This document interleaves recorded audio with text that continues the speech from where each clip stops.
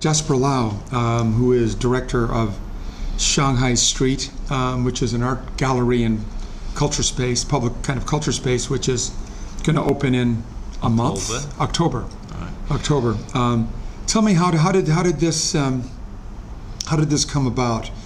You applied for some public money, or was it the Hong Kong local government? We are the independent group of artists who try to do something about social and political stuff, and we certainly spot that from the Hong Kong Arts Development Council and independent government regulated institutions have this art space on offer for inviting proposals to run it for a year. It used to be run by another group of people, and as you see from it, it's a bit more gallery approach. And so for now, we try. It's not really a studio space. Not studio. It's really very gallery, like White Keep space. And so we thought if the Arts Development Council is really trying to do some community art based in here, then we have some idea that we could use it better than this approach as a White Keep gallery, and therefore we applied for it. And how are you different to a White Cube gallery? We try to position ourselves as something close to a community center, so that we can actually have online facilities for the people. We can play actually ping pong here, or you can have other stuff that you could do here. And also we are not just inviting artists to have their artwork display here. Instead, we are more activity-based program that we try to invite people to come to our space, look at the space that we did, and it will be like a civic center or community center. And so we have lots of furnitures that are distinguishable from normal gallery, and we try to ask the artists to improvise based on all these facilities here. For example, we might have not the white walls that we used to for the artists to display. Instead, we have, for example, the computer desktop that might be another way for exploring exhibitions, which the virtual desktop from the computer as well as the desktop of the little desk that we have could be really places for doing exhibitions. Are you going to sell art?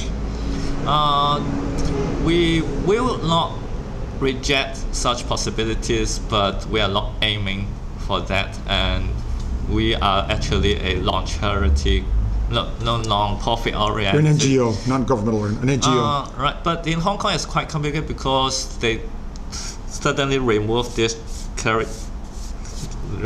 category called non-profit oriented organization, and claim that everyone, if we want to register, is a charity organization. Okay. But we are not actually after charity information, so we are just non-profit. How would you there's a connection, it seems, with in all of South China. You know, there's always been a Guangzhou, Hong Kong connection, you know, for a century or longer. There's a famous Guangzhou tradition around which a lot of people were grouped, you know, including, you know, Oning and Jiang Jun and others who come from Guangzhou province, Jiang Wei, Hu Feng.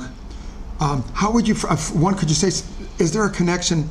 Have you been influenced at all by this Guangzhou tradition? In our case, because we are in Hong Kong art scene has been very much separate from mainland for the past, since we are British colony, and we are very independent, and we don't have a specific nationality, for example, to represent ourselves in Venice Biennale. And so when we are going there before 1990, it was after 1997, and we are a outside collaborative one rather than having any national identity. Therefore, we are really very much independent from the Cantonese influence. However, the elements within ourselves, within our culture, is certainly sharing the same regional culture, and that culture could actually trace back to Lingnan culture. The huge preponderance of people from Guangdong origin among the population of Hong Kong. I know it's sometimes 40, 50, 60 years ago that they came, but it's very Guangdong based, and with some Shanghai, but not so much. The possibility of a renewed regional culture in the future, is this a possibility? I think it's good not and bad, actually I guess. renew or not, because it's constantly here. Okay. The question is, for example, the Shanghai cultures that's been passing here, the people in the past have somehow built up a better connections with the government and having the hierarchical positions within the economy. Really? And Shanghai, it's usually Shanghai groups. That's people. interesting, because they came here with more money to start with, didn't they? Right. And 60 years ago. Factory, etc. Big factories, yeah. Right. So, Guangdong people, little factories. Shanghai people, big factories. Right. So that's interesting. actually, for this reason, the mentality, maybe the government, the British government, actually some of us analyze on this, the government rather cooperate with Shanghaiers rather than local people. Wow. And for example, the first chief executive of Hong Kong is a Shanghai people. So they actually chief, and maybe that was have to do with Gang Jiangmen being the chief in China during that period. So it might have to do certain things. Does this is really fascinating. Getting back to what is the big for you?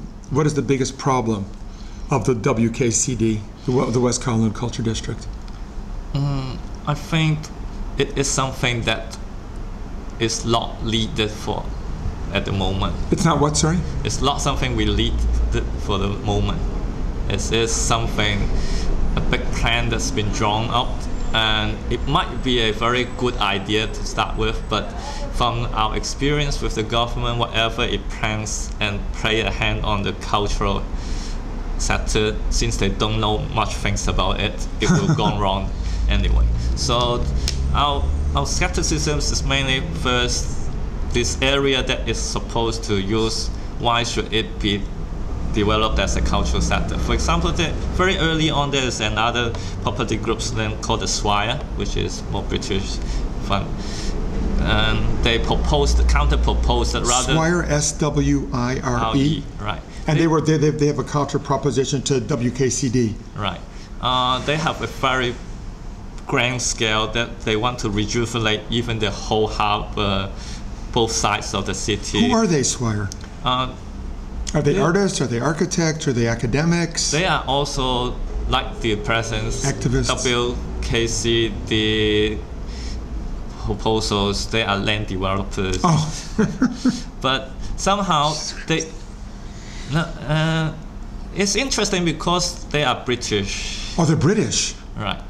Okay, so, whereas the WKCD people are basically Chinese, ethnically. Yeah. They proposed something which for certain won't get into second round of the competition, but they present something at least with a vision, how to revitalize the harbor site with all the museum, pleasant infrastructure, how to revitalize them rather than building and everything moving into one place. Okay. And this was a concept about the whole city, rather than a certain cultural district. Okay. Certainly, for example, it plays with many things. For example, when at the beginning there was supposed to be a canopy there. Yeah, Norman Foster. Yeah. Right. And you know what Swire proposal was? Electro canopy. An electric canopy.